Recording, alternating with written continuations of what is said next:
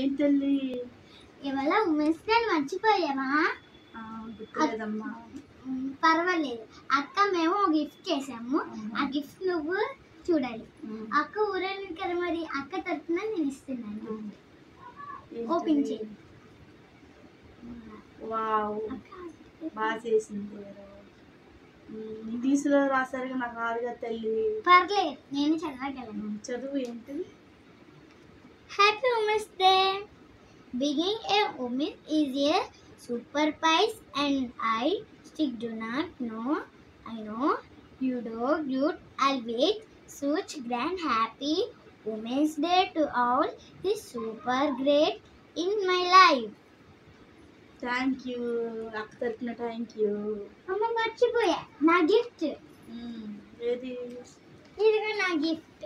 ఇది వచ్చింది పని గిఫ్ట్ అంటే నువ్వు ఇది కచ్చి సీజర్ కదా.